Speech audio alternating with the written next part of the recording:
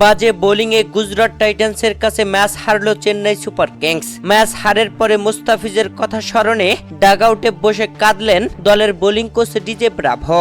দর্শক, আইপিএল এর 59তম ম্যাচে খেলতে নেমেছিল চেন্নাই ও গুজরাট টাইটান্স। আর এই ম্যাচে চেন্নাই টসে জিতে গুজরাটকে ব্যাটিং আমন্ত্রণ করে। গুজরাট টাইটান্স আগে ব্যাট করতে নেমে ওপেনিং জুটিতেই খেলা শেষ করে ফেলে, যেখানে গুজরাট টাইটান্সের দুই ওপেনার সাই সুদর্শন ও শুভমান গিল জোড়া সেঞ্চুরি হাঁকিয়ে দেন, যেখানে সাই সুদর্শন করেন 103 আর শুভমান গিল করেন 104 রান। এই দুই ব্যাটারের তাণ্ডব ব্যাটিংয়ে দল বিশাল সংগ্রহ পায়, যেখানে শেষ দিকে এসে যদিও এই দুই ব্যাটার আউট হয়েছেন, তবে পুরো 20 ওভার খেলে 3 উইকেট হারিয়ে 231 রান করে গুজরাট। চেন্নাই সুপার কিংস এদিন বোলিং এর রীতিমতো বিধ্বস্ত ছিল।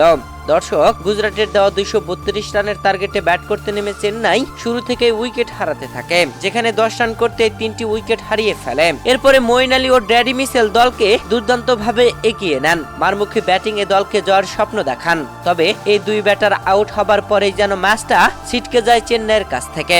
এরপরে পরপর উইকেট হারালেও শেষ দিকে এসে মহেন্দ্র সিং ধোনি 11 বলে 26 রান করেন। তারপরেও দল হেরে যায় 35 রানে।